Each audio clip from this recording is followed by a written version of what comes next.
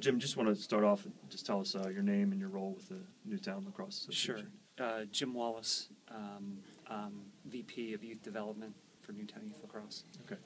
How did this visit come to be? It was a follow-up from when Loyola came to see us shortly after the shooting. I got an email from one of the players, Jason Krome, 2 days after the tragedy.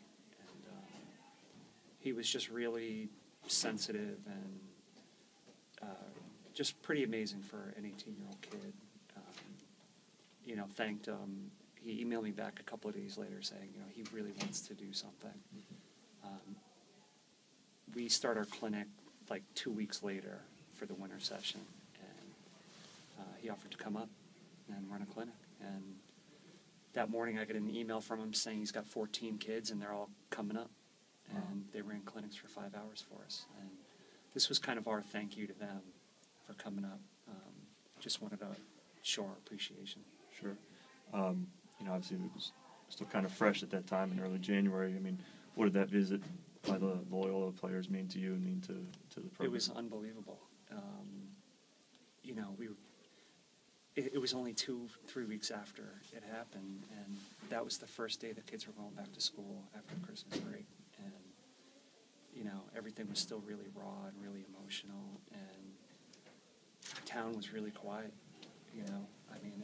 We're all trying to figure out how to get through it, and, thinking of those kids, and for them to come up, and they were great. They were just so focused on the kids and making sure everybody had a good time, and they were really just thoughtful and caring and just really amazing.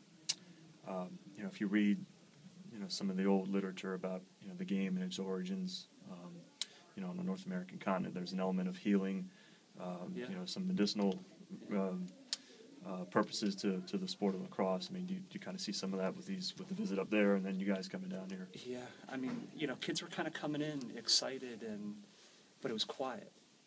And, as soon as the kids got geared up and the Loyola kids just kind of took over and just really brought the energy up, and within minutes the kids were just having a blast. And to hear them, laughing, and fooling around, and it was amazing, It just brought a different vibe into town.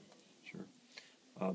Jim, you want to tell us, maybe kind of run down what some of the activities that the Newtown group is doing on the visit here to Baltimore? Yeah, we some of us came in Thursday, most came in last night.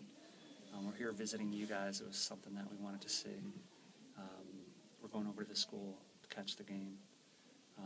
Afterwards, we're going to hang out with the players and have a tailgate and throw the ball around with them. A lot of the family's going to go to the aquarium tomorrow. We have a breakfast set up with the players tomorrow morning.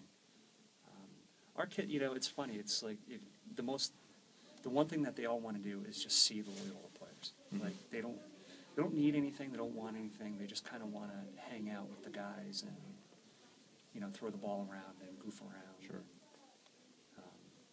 I think that's probably the number one thing that they would want to do. Sure. It's early in the day. You and some of the others are just arriving, but what do you think overall of just being able to visit, U.S. Lacrosse and the Hall of Fame and meet some of the national team guys? It feels amazing. It's for a lot of us, first time out of town since this happened, and just to get away for a few days and everybody's been amazing.